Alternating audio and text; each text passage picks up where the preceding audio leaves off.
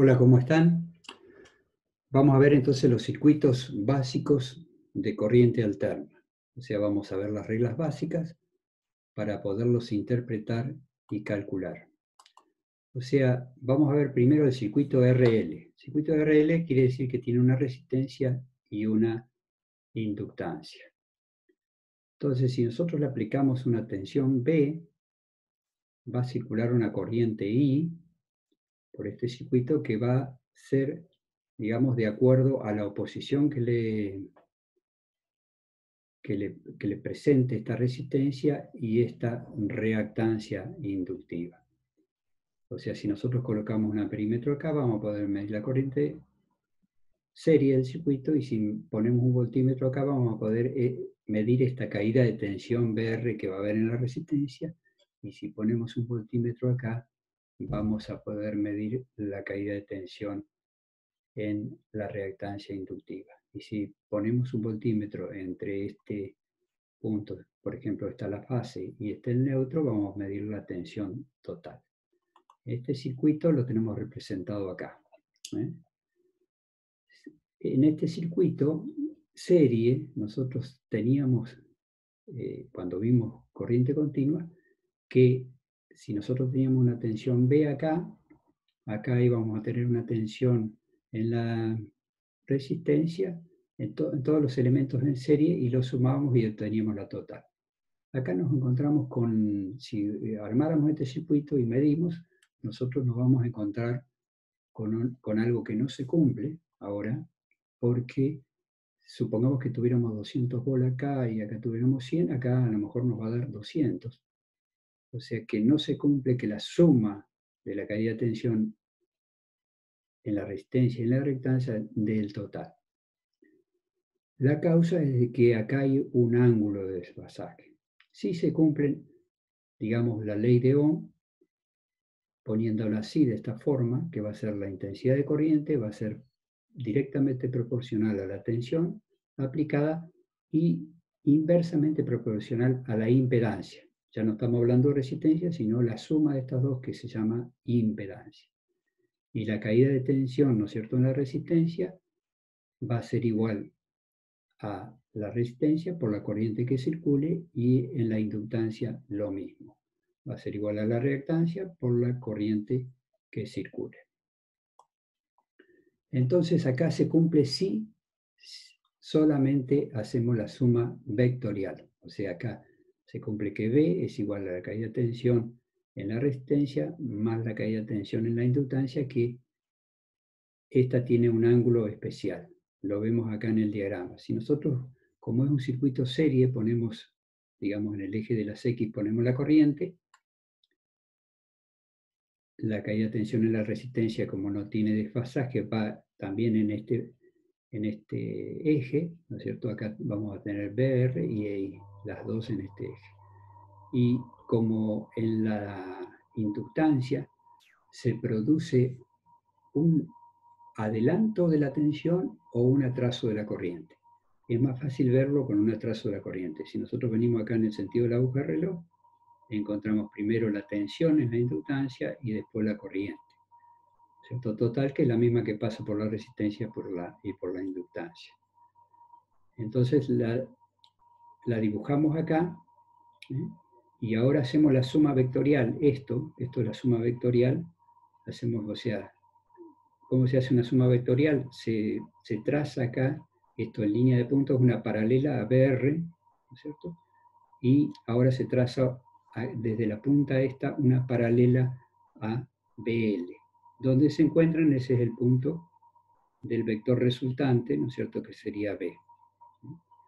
Si ahora nosotros esta PL la llevamos acá, que sería lo mismo, obtenemos lo que se llama triángulo de tensiones.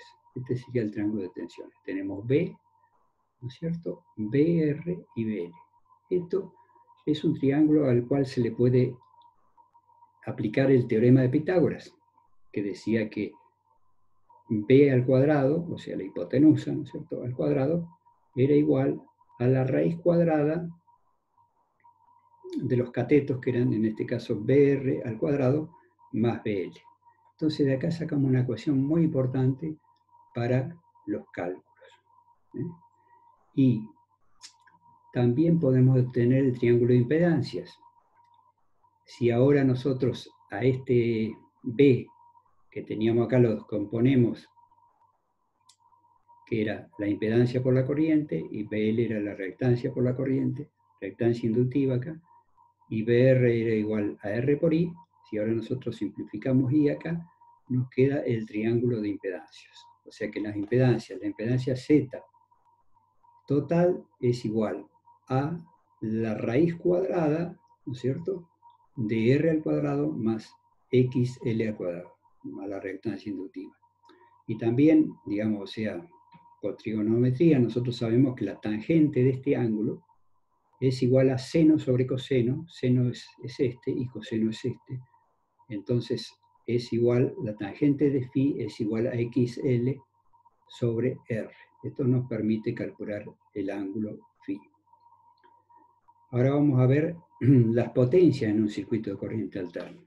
La potencia en un circuito de corriente alterna, ahora tenemos que, antes era B por I directamente, ahora es, si I está en el eje de las X, a B lo tenemos que proyectar, o sea, lo multiplicamos por el coseno de φ. Entonces nos queda que la potencia activa es B por I por el coseno de φ.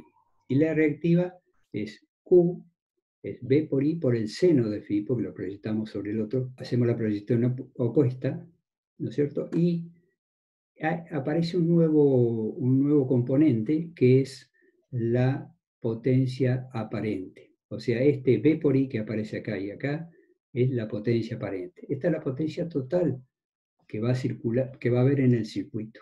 Esto es importante para, por ejemplo, si tengo que calcular un transformador, lo calculo con esta potencia, no la activa ni la reactiva, sino la total. O sea, y las unidades acá, la potencia activa se mide en vatios, la reactiva en volt-ampere reactivo y la aparente en volt-ampere. Como en energía eléctrica, digamos, o sea, esta unidad es chica, se utiliza el kVA, o sea, que sería 1000 volt-ampere es igual a 1 kVA. Esto nosotros, si teníamos acá, digamos, el triángulo de impedancias, si ahora lo multiplicamos por I a cuadrado, todos estos términos, nos queda que esto es la potencia aparente, esta es la potencia reactiva y esta es la potencia activa. O sea, nos queda el triángulo de potencias en corriente alterna, que es muy importante. De acá por, digamos, o sea, sacamos nuevamente por Pitágoras, ¿no es cierto? La potencia aparente es igual a la suma a la raíz cuadrada de la suma de los cuadrados de los catetos. O sea, nos queda esta ecuación que es muy importante. Y si queremos sacar el coseno, en trigonometría nos decía que el coseno era igual al cateto, ¿no es cierto?, por la hipotenusa, dividido la hipotenusa. Entonces nos queda que el coseno de φ es la potencia dividido la potencia aparente. Y a esto se le llama factor de potencia, porque esto nos indica cuanto mayor es este ángulo, menor va a ser, digamos, la potencia activa. O sea, es una medida de la potencia activa que estamos consumiendo. Después tendríamos el circuito RC, en el cual interviene, digamos, una resistencia y un capacitor.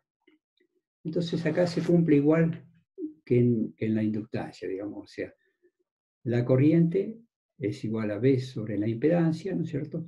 La caída de tensión en la resistencia es igual y la caída de tensión en el capacitor es igual, o sea, es reactancia capacitiva por corriente. Nosotros, como esto se produce un ángulo de desfasaje acá, tenemos que utilizar la suma vectorial, igual que hacíamos con la inductancia. Pero ahora, fíjense, acá ponemos el circuito de la resistencia, ponemos la corriente y, ¿no es cierto?, y la caída de tensión en el mismo eje en la resistencia. Pero en el capacitor se producía un adelanto de la corriente o un atraso de la tensión, como lo queramos ver. En realidad, para mí es mejor verlo como un adelanto de la corriente, o sea, la corriente se adelanta a la tensión 90 grados. O sea que dibujo acá la caída de tensión en el capacitor, nuevamente hago la resultante y obtengo el valor B total, ¿no? Esto da lugar, si yo acá esto lo corro acá, ¿no es cierto? Da lugar al triángulo, ¿no es cierto?, de impedancias para un circuito RC. Tengo la resistencia, la reactancia capacitiva y el valor total de la impedancia.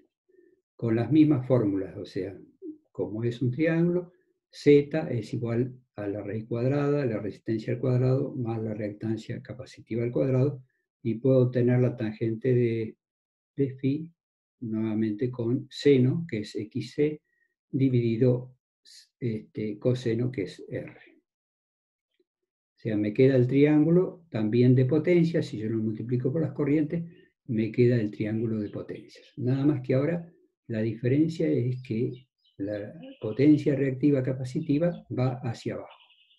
Y esta es la aparente total.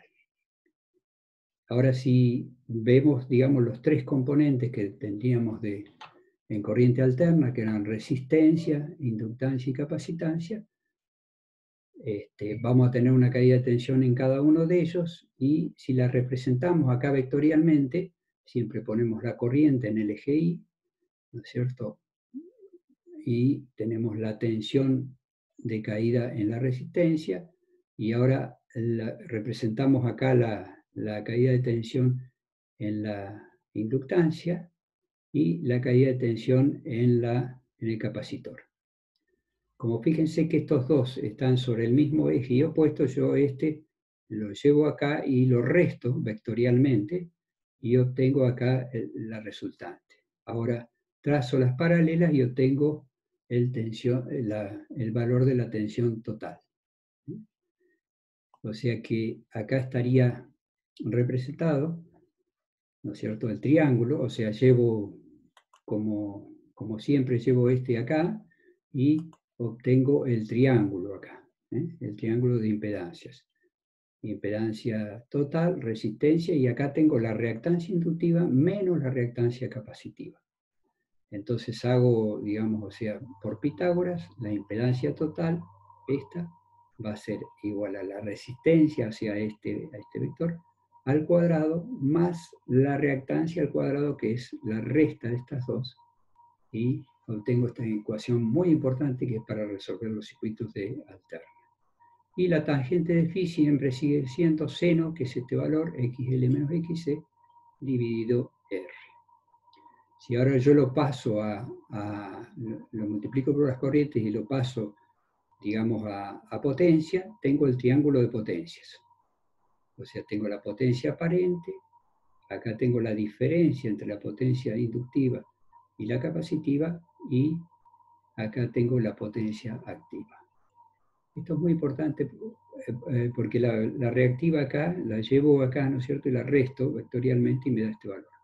Esto es muy importante para la corrección del factor de potencia, ¿no es cierto?, en corriente alterna, que se utiliza mucho en los talleres, en la industria. Entonces ¿qué quiere decir? ¿Qué me quiere decir esto? Que yo aumentando los capacitores, o sea, aumentando la potencia que consumen los capacitores, o sea, puedo ir bajando este ángulo, ¿no es cierto?, y llevándolo al valor que yo quiera. En esto se basa la corrección del factor de potencia.